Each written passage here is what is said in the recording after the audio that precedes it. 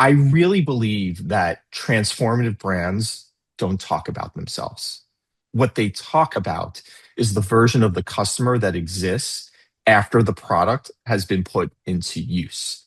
And if you're able to do that, that is how you anchor yourself to a North Star and you start to develop more than a brand. You develop a relationship that that customer really believes in and wants to come back to over and over and over again. You are listening to Power Marketing with Kevin Lee. Kevin and his agency Did It have helped thousands of businesses win through superior marketing, as have his books, articles, speaking engagements, and the e-Marketing Association Power Marketing Podcasts. Here's Kevin. Hi, I'm Kevin Lee with the E-Marketing Association. I also run a bunch of other things, including an agency, a nonprofit, a brand, and there's an incubator with another 9 platforms in it. Super excited to be chatting with Jordan Liebman today because he's been on both sides of B2B and B2C. So let's start with that as a question. People think of those as completely distinct, but what are the commonalities and differences that you see in B2B versus B2C marketing? Yeah, first of all, thank you for having me, Kevin. I'm really happy to be here and talk about everything we're going to discuss today. Yes, there are similarities but differences between B2B and B2C. I was saying this to somebody the other day. It's like this unholy alliance between short-termerism, the software companies that need to sell marketers specialized platforms and a leadership culture that's frankly terrified of anything that can be put into a spreadsheet, built this mythical wall between B2B and consumer. And I think we've spent decades bifurcating these worlds as if human beings, undergo this radical psychological transformation the moment they badge into an office. But I think in both instances, whether you're speaking about consumer or B2B, we're solving for a person who wants to feel seen, who wants to feel understood, and above all else, safe. And I think that the fundamental commonality is really simple, yet we ignore it every day. And that's that logic doesn't buy. People do. We're communicating with the same people, whether it's a $200 pair of sneakers or a multi-million dollar SaaS contract. We're triggered by the same evolutionary imperatives, the need for status, the desire for simplicity, and a hardwired visceral avoidance of pain. I think that the biggest difference isn't the logic of the buy, it's the anatomy of the risk. If I buy the wrong pair of sneakers, I've lost maybe a couple $100 and a bit of ego, right? But if I buy the wrong enterprise infrastructure, I've risked the livelihoods of my entire team and my own professional integrity. I think that in consumer, the risk is very personal. It's buyer's remorse. You buy the wrong coffee, okay, you've lost $5. It's annoying, but it's over. With B2B, the risk is professional. It's existential. It's the risk of reputation. I think that when a B2B buyer champions a solution, they aren't just spending the company's money. They're wagering their own standing, their next promotion, maybe the mortgage payments of their entire team. That changes everything. It means that while consumer often solves for desire, B2B has to solve for conviction. And I think that, my job as a CMO isn't to dump more data on a rational machine. It's to bring human empathy to a high stakes decision maker who's navigating a very real professional fear. Because, once you realize that B2B is actually more emotional than consumer because the consequences are higher, I think that's when you stop being a vendor and you start being a partner. Um, uh, I think that B2B isn't less emotional than consumer, it's more deeply emotional because the stakes, like I said, are existential to one's career, to their livelihood. And I think that our job as marketers isn't to provide more data, it's to provide more conviction to the person on the other end of your message. So, quick follow-up question to that. Word that sort of popped into my mind as you were chatting was trust as it relates to a Mhm. brand and trust as it relates to individuals, right? Within Mhm. B2B, um, there's certainly brand trust. It goes back to the saying from 25 years ago, nobody got fired for buying IBM. And IBM. Yeah. So, there was that inherent trust in the brand, but at the same time, trust percolates all the way down to the individual when you're thinking about B2B sales, right? In the end, there's often an Mhm. individual involved in that final stage of the sale. Mhm. And so, how should those who perhaps don't have the deep pockets of an IBM or many of the other brands that you've worked for establish trust, right? Because without trust, Yeah. the risk seems too big to make a decision. Yeah. Yeah. No, that's a great question. I think that uh, a brand's success is largely in part built on the trust that it develops with its customers, with its audience. You don't need a multi-million or a multi-billion dollar marketing budget to make that happen. I think that a brand, or rather an individual, builds that trust with their customers by consistently showing up, right? By creating that one-to-one connection. Yes, the marketing investment, the precision media, the content play, those are all really, really important. Those are the vehicles that help get you in front of those customers. Those are the tools that are going to help you build that trust. But I really do believe it is about, it's so simple, but it's about consistency. Consistency of message, consistency of showing up at the right times for that customer, and showing that you aren't just trustworthy, but that you're reliable, that you can, or that they can be confident in the product or the services that you're buying because you've shown up, nine more times than the competition. That's a very, very big deal, especially in today's society where there's just so much AI generated content, and people just aren't as trustworthy, or they aren't as willing to be as trustworthy of brands as they have been in the past because they don't know if it's coming from the machine or if it's coming from the person.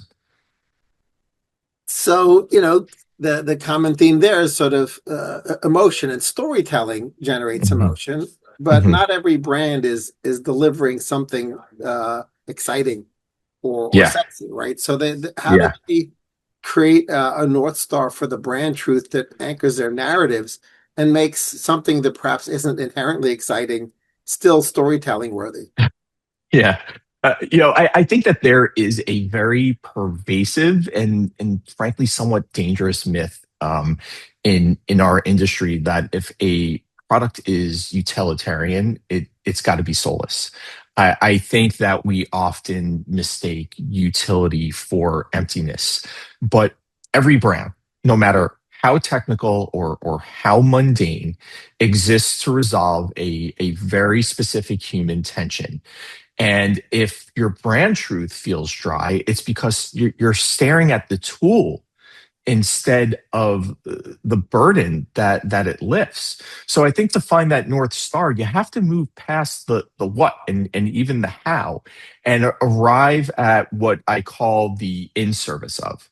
And we aren't looking for a clever tagline or a con worthy TV spot. What we're looking for is a reason to be missed if we disappeared tomorrow. If you sell a commodity, your brand truth isn't the product. it's the promise of frictionlessness. It's the gift of time. It's the removal of anxiety, or the restoration of order. And so when you anchor your narrative in the service of the human or the service of the customer, I think that you stop being a line item on a spreadsheet and you start being an essential partner in that person's success, whether you're talking about B2B or consumer. It's not that we're in the business of selling software, we're in the business of enabling human potential. I think that is the North Star. You anchor your narrative not on the features of the product or the service, but on the identity of the hero using it. I really believe that transformative brands don't talk about themselves. What they talk about is the version of the customer that exists after the product has been put into use. And if you're able to do that, that is how you anchor yourself to a North Star, and you start to develop more than a brand. You develop a relationship that that customer really believes in and wants to come back to over and over and over again. Yeah, I love that way of looking at it because it enables marketers to put themselves into sort of a storytelling, a script writing Yeah. narrative, right? Because Yeah. whether you're doing, regardless of whether it's a video format or other format, Hmm. that sort of storytelling arc that Hmm. includes the sort of happy buyer, right? Because they've solved the problem through some product or service and they've made it through that gauntlet. I think Yeah. that's the kind of thing that has emotional resonance to it. Whereas again, Yeah. check boxes of features Yeah. is pretty dry in comparison. Yeah. Let's shift a little bit to marketing channels, right? Hmm. One of the big challenges CMOs face and their VPs that report to them face is sort of deciding how to allocate budgets across at least paid media channels, but earned media as well. And some Hmm. channels are particularly good at demand harvesting, right? Search comes to Hmm. mind, right? People raise their hand, they have a particular problem, they're telegraphing that intent to solve the problem to a search engine or now increasingly a chat bot, right? And you can demand Hmm. harvest effectively off of that.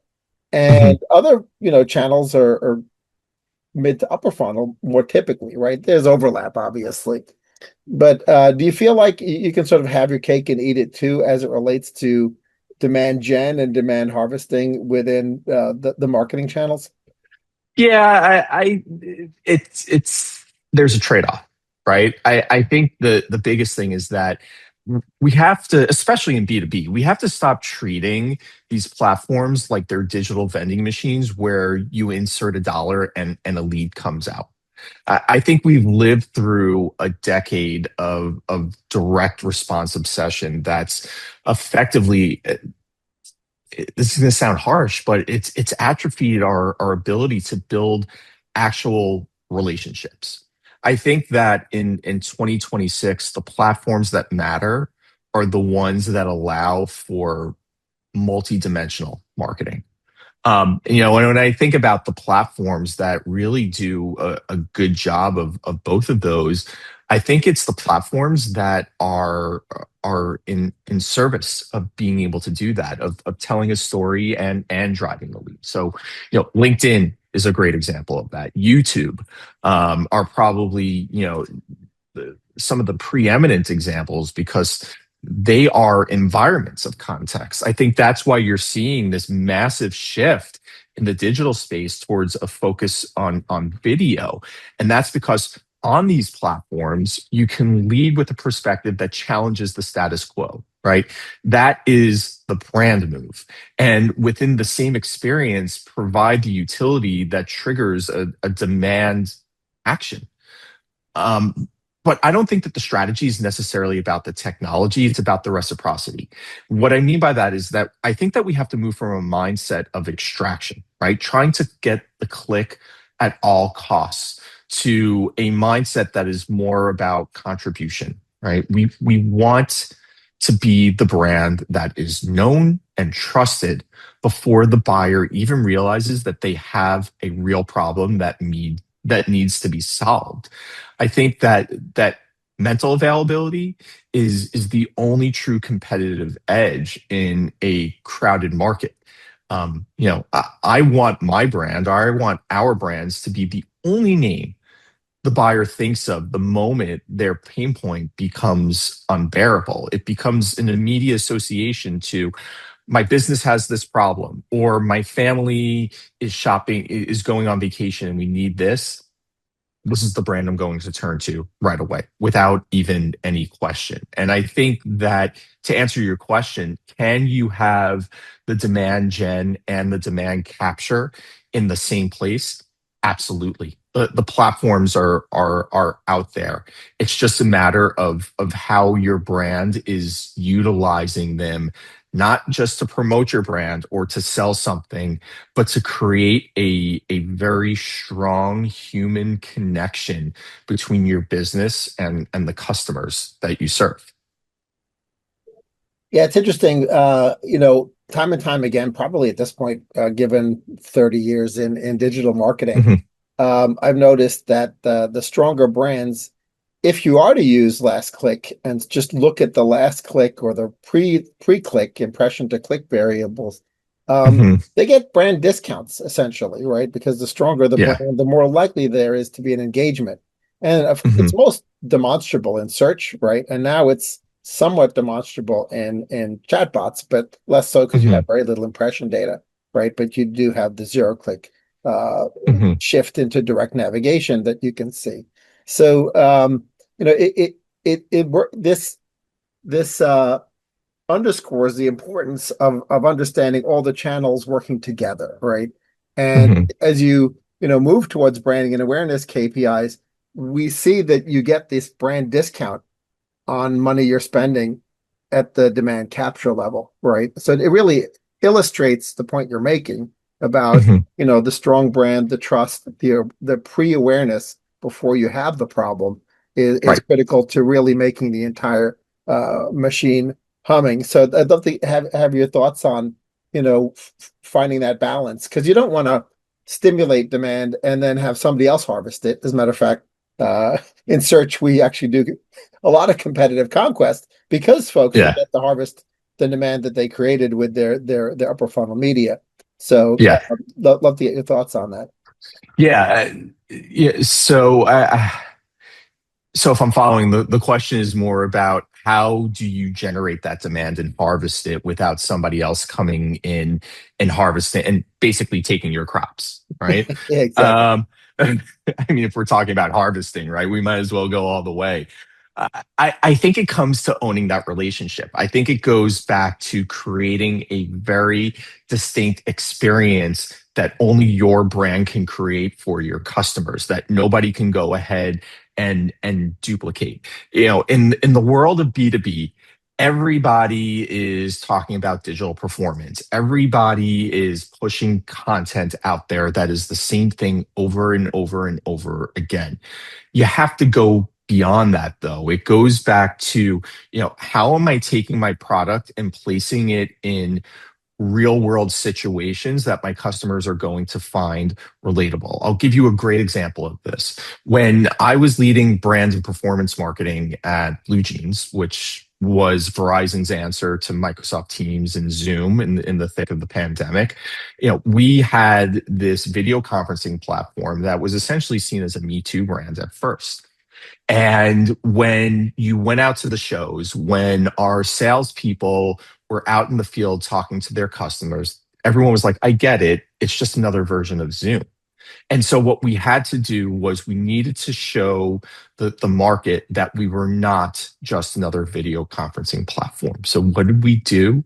We went ahead and we partnered with Brentford Football Club in the Barclays Premier League.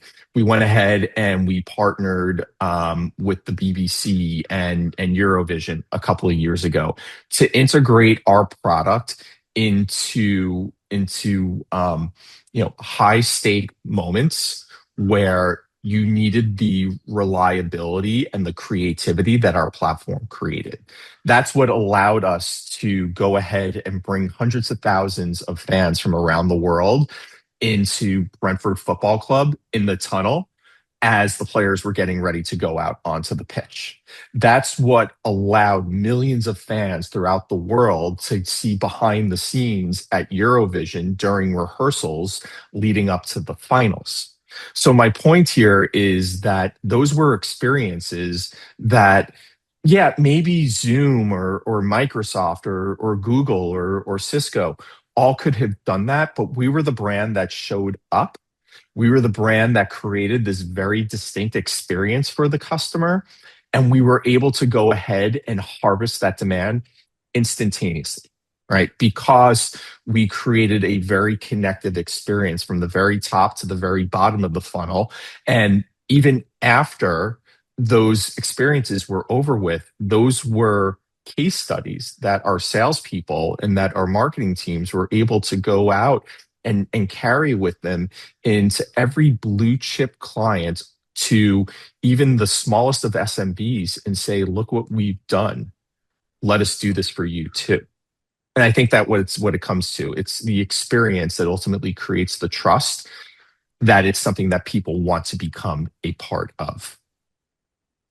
For sure. Hmm. Let's switch to sort of a media buying Hmm. conundrum that folks struggle with, and this is slightly different in the B2B, where you have your ICP tightly Hmm. defined, or the target audience in B2C, which is your balance between buying more tonnage at a lower CPM that Hmm. includes your ICP or your target audience, versus much more narrowly focusing on the ICP, and perhaps only the ICP, seeing messaging and advertising and marketing. Because Yeah. obviously it's critical to find that key influencer. But if you're only, the decision maker, which of course in B2B often it doesn't exist anymore, it's a committee Hmm. now. But this Yeah. this balance between targeting, right, where you can over target, right, and Yeah. you feel like your media budget's super efficient against the ICP, or you broaden yourself out, right, and Yeah. so, okay, we'll hit the ICP and we'll hit a much broader target. And the example you just gave was a perfect one, which is, you were able to sort of hit broad and then use it on a narrow basis because you had sales materials. Hmm. But when you're doing Hmm. it on a media basis, how should CMOs think about that trade-off between Yeah. precision and tonnage? Yeah, great. Another great question. I think that what I'm about to say, a lot of your listeners might have a heart attack when I say this, or your eyes might pop out of your head when I say this. But I think that the precision trap is one of the most expensive mistakes that a B2B marketer can make. I think that we become so obsessed with hyper targeting the ICP that we effectively have put our brands into a Wipro program. We forget that B2B decisions are made by ecosystems, not by an individual. And so I think that you have to focus heavily on that decision making committee, right? The people who don't necessarily have the CIO, the CTO, the CEO title, or any other member of the C suite, but they have the influence to kill a deal or to champion a solution. I think that if you only target the decision maker, you're ignoring the cultural fabric that surrounds them. And I think that we need selective reach, the surgical precision to hit the buyer, but the tonnage to saturate the environment around them. I don't think you want to be, or rather, you don't want your brand to be part of the industry's oxygen. You don't just want to be targeted. You want to be inevitable. Influence in is a social phenomenon, not just a data point on a dashboard. So I think that while you want to narrow in on that ICP, you got to influence the culture, and that means going to the full decision making committee because of the weight that they carry in a lot of those high stake moments. So you use the word influence, right? And of course, Hmm. now there's this concept of the influencer or the Oh yeah. creator, right? Which Yep. often includes customers. And the Yeah. influencers, the creators, and the customers are often better at telling the story than the in-house marketing team or the agency is. And Hmm. so uh, I feel like there's still some resistance, both at the agency level for many agencies and at the client side, about Hmm. empowering and tapping into the storytelling that comes from, influencers and from customers, right? It's not Right. even just testimonials because I think that's too narrow of a construct, but the idea of adapting one's strategy to allow the brand to tap into the stories that exist within their customer base and within the Mhm. industry more broadly. So how do you recommend that people sort of tap into the freedom, right, of saying, okay, I guess I should really listen to the stories that are out there, maybe influence them a little bit, right? Obviously, you're moving from a scripted environment than the old Mhm. fashioned, ad creation to maybe empowering influencers or people to have thematic ideas. But how do you recommend that CMOs think about that? Yeah, I think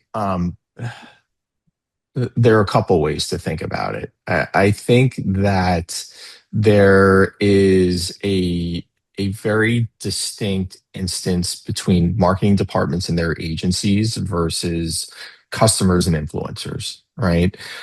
It, with marketing departments and agencies, we're paid to be right, whereas customers, influencers are free to be honest. I think that we've moved out of the era of top-down dictated brand. That world is dead. It was dead. It was killed years ago. Over 20 years ago, with the introduction of Facebook and pretty much every other social media platform that followed after that. Um, and I think that in our current landscape, especially as we move deeper into 2026, where everybody, thanks to AI, has a BS detector tuned to a higher frequency, I think that the most polished $1 million brand video in the world is not able to compete with the earned authority of a peer recommendation. Why is that? It's because our customers possess the one thing that no marketing budget can ever buy, which is objectivity. When we tell our own story, no matter how beautiful the cinematography is, the audience knows that it's a pitch, right? We have skin in that game. But when a customer tells the story, that's a testimony. And in an economy of infinite noise, I think that testimony is the only currency that doesn't depreciate. Um, so you asked, how does that change the strategy? How does that, you know, change CMOs or get us to take a look at things differently? I think it forces a total shift in the CMO's job description. Personally, I've had to move from, marketing commander in chief, where I'm trying to control every pixel and every syllable in a spot, to being a steward in chief. My job isn't just creation. It's actually about curation. We have to stop trying to be the hero of the story and really start being the guide to our customers' stories. I think that we need to build the stages, we need to provide the prompts, and I think we need to foster the communities where our customers are going to feel safe enough to share their ugly human truths. I'm talking about the failures they navigated, the friction they felt, and ultimately the victories they earned using our products.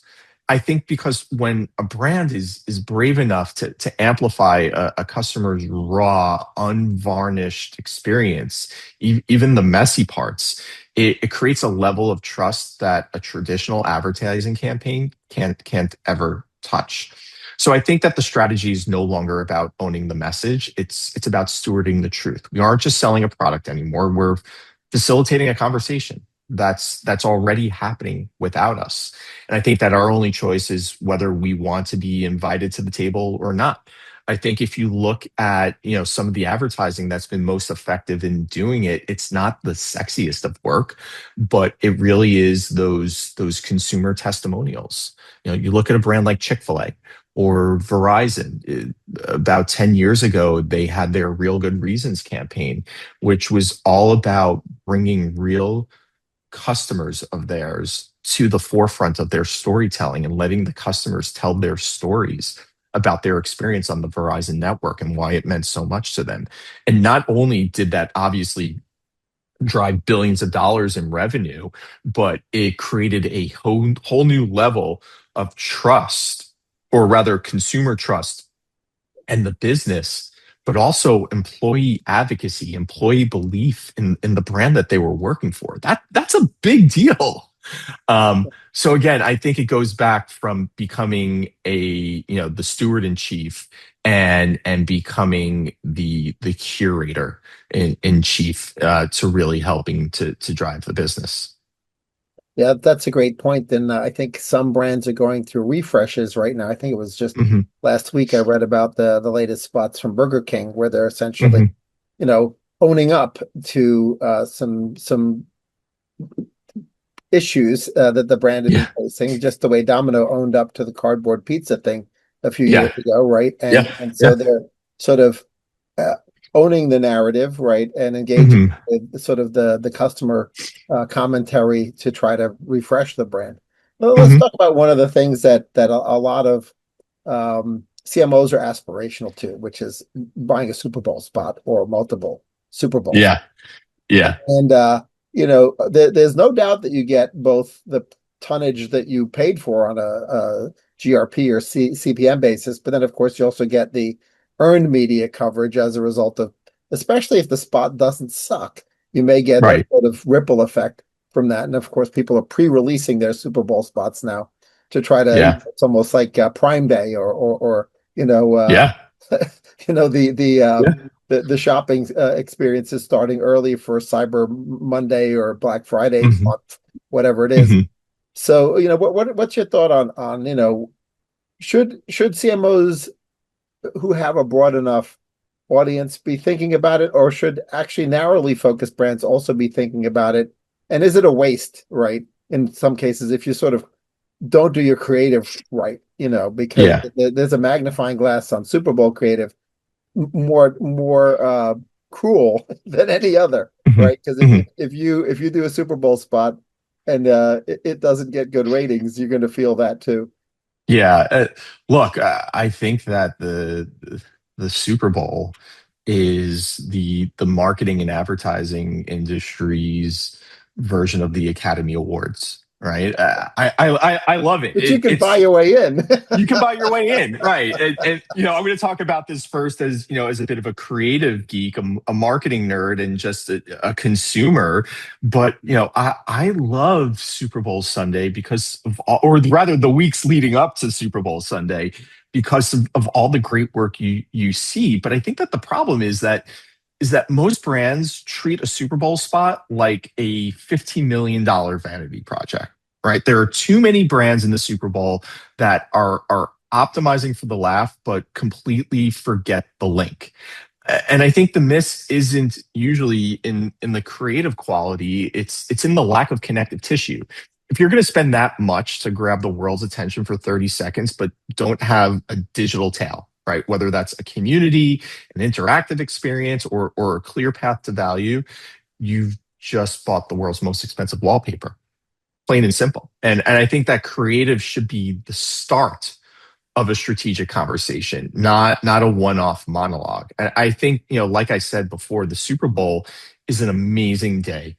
Now, no longer just in the United States, but for the world, right? And I think it is the last truly collective moment we have in a fragmented culture. But most brands approach it with a transactional mindset rather than a cultural mindset. We're spending millions of dollars for a laugh, or a gasp, or a tug at their emotional heartstrings, but they fail to create a legacy. So I think that the miss in Super Bowl creative is almost always a failure of integration, right? The spot is one thing. That's great. But if your ad is a creative island, it's going to be washed away by Monday morning. I think that creative should be the front door to a much larger, more meaningful house. I think it should signal what you stand for, not just what you're selling. If you aren't using that massive reach to invite people into a deeper relationship, into a community, a movement, or a shared value system, then you haven't bought an investment. You've you bought a 15, $20 million distraction. Um, I think that we should judge Super Bowl success not by recall, but by resonance. How much of that 30-second energy is still vibrating in the market 3, 6, 9 months later? So to answer your question, is it a worthy investment? Absolutely, but only if you activate it in the right way and it doesn't become a one-off execution because it'll be forgotten about by lunchtime on Monday morning. So, 2026 may be the year of, mass ADD, right? Breaking through the clutter Yeah, is more important than ever. So, yeah. what else should people be discussing this year, right? To break through the clutter, to have a consistent message, as marketers, aren't they talking about that they should be talking about? Yeah, so I think it's a couple of things. Everybody is talking about AI, but I think the biggest conversation we aren't having yet about AI is the trust deficit in the AI era. I said this earlier. We're currently being flooded with average AI generated content, which is rapidly becoming free and infinite. And in that world, average becomes worthless, right? It's less than the cost of entry. I think as marketers, we need to be discussing more about the human premium. And what I mean by that is that the only thing that's going to command a premium this year and beyond is that authentic human connection, original thought, and owned communities. I think we have to stop chasing the gated content. It's dead. And we need to start building gated experiences. I think that trust is the only currency that isn't inflating right now. And I think if we look at the horizon of this year, the defining challenge isn't going to be the technology, it's the truth. I think as marketers, we have to move from content marketing to connection marketing. We have to ask ourselves, what can we provide that a machine can't? And the answer is always, Kevin, going to be original thought, human empathy, and the courage to take a stand. I think we have to stop gating our white papers and start gating our experiences. We should be discussing how we build owned communities where trust is the primary currency and human connection is the product. I think that in this highly technological automated world, the human premium is going to be the only thing that creates a very sustainable, defensible, and meaning competitive advantage. And believe it or not, we used to do this many years ago before we had all these technologies at our fingertips. I just think it's a matter of getting back to basics and how we leverage the tools to go beyond what it is that we once did before. Plain and simple. Great point. Thanks so much Yeah. for joining me, Jordan. We covered a lot Yeah. of ground, and I think you've given fellow CMOs a lot to revisit on their to-do list. Great. Thank you for having me. It's been a lot of fun today. Appreciate it. Kevin Lee's Power Marketing is available on all your favorite podcast networks. Kevin loves helping businesses excel at marketing. Having marketing challenges? Just like Santa in the Miracle on 34th Street, if Kevin can't help you, he'll know someone who can. Find him on LinkedIn, subscribe, or follow.